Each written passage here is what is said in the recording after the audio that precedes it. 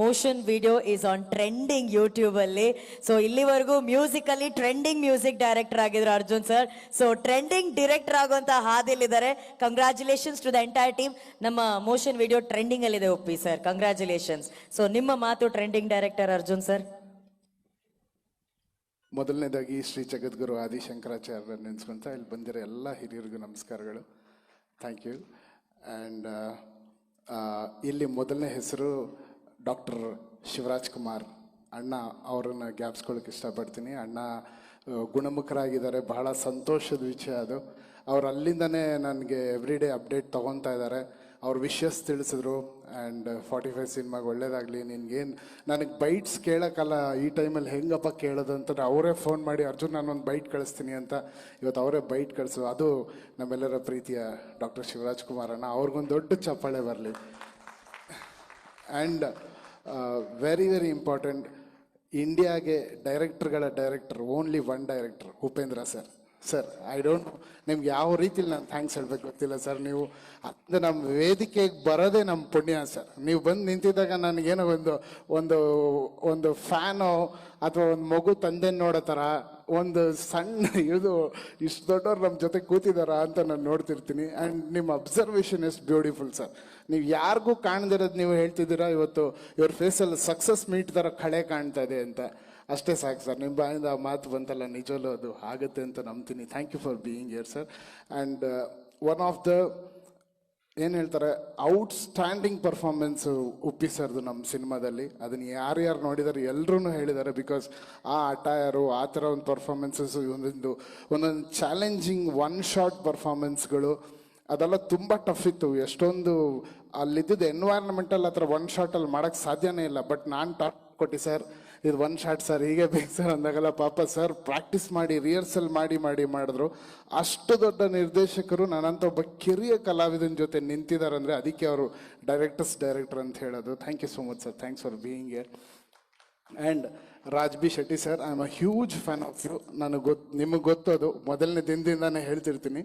ನನ್ನ ಸಿನಿಮಾಗೆ ನೀವು ಒಪ್ಕೊಂಡಿರೋದು ನಿಜವಲ್ಲೂ it's a blessing for me sir. ನಂಗೆ ಗೊತ್ತು ನೀವು ಅಷ್ಟು ಈಸಿಯಾಗಿ ಯಾವ ಸ್ಕ್ರಿಪ್ಟ್ಗಳು ಒಪ್ಕೊಳ್ಳಲ್ಲ ಅಂತ. ಬಟ್ ಬಂದಮೇಲೆ ಯು ಆರ್ ಸೋ ಇನ್ವಾಲ್ವ್ಡ್. ಎಷ್ಟೊಂದು ವಿಚಾರ ನಿಮ್ಮನ್ನು ನೋಡಿ ಕಲಿತಾ ಇದ್ದೀನಿ, ಕಲಿಸಿದ್ದೀರಾ ಎಲ್ಲ ವಿಷಯ. As a human also, as a technician also, hats off to you. And you have done a great job in my film.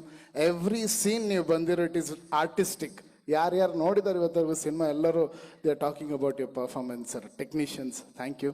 And ನಮ್ಮ ಸಿನಿಮಾದ ನಿಜವಾದ OG, the original gangster Ramesh Reddy ಅಣ್ಣ, ಅವರೇ ನಮ್ಮ ಸಿನಿಮಾನ ಹೀರೋ.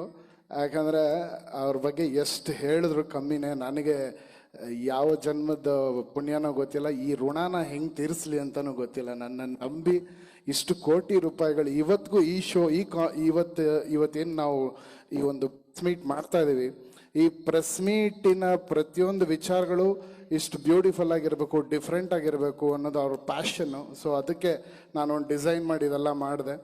ಬಟ್ ಇದೆಲ್ಲವೂ ಸೇರಿ ಅವ್ರಿಗೆ ಬಿಸ್ನೆಸ್ ಮಾಡಿಕೊಡ್ತೀವಿ, ನಾವೆಲ್ಲರೂ ಒಟ್ಟಿಗೆ ಇರ್ತೀವಿ, ಅವ್ರಿಗೆ ಖಂಡಿತವ್ರು ಒಳ್ಳೇದಾಗುತ್ತೆ. And Suraj, happy birthday, God bless you Suraj. Thanks release ಮಾಡಿದ್ದಕ್ಕೆ. ಆ್ಯಂಡ್ ಬಂದಂಥ ಎಲ್ಲ technicians, Satya Hegde sir, Ravi Varma sir, and K ಮಂಜವಣ್ಣ, Indrajit sir, and Rahul Dito, thanks for being here. Rahul Dito ಅವ್ರಿಗೊಂದು ದೊಡ್ಡ ಚಪ್ಪಾಳೆ ಬರಲಿ. ಅವರೇ ಈ ಹಾಡು ಹಾಡಿದ್ದು, ಅವರೇ ರ್ಯಾಪ್ ಬರೆದಿದ್ದು. Thank you Rahul, it was brilliant. ನಿಮ್ಮ performance also it was great. Thank you. And all my brothers Shreyas, Kiran, and ಅಣ್ಣ, ಥ್ಯಾಂಕ್ ಯು. ರಾಮ್ಲಿಂಗ್ ಅಣ್ಣ, thank you for being here. Thank you so much. And Anushree madam, thank you for being here. Thank you Arjun sir, thank you.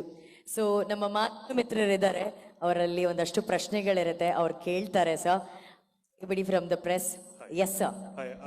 ಇದು ಅರ್ಜುನ್ ಸರ್ಗೆ question. Debut direction ಅಲ್ಲೇ multi starrer movie ಎಷ್ಟು challenging ಆಗಿತ್ತು ಅನ್ನೋದು ಒಂದು.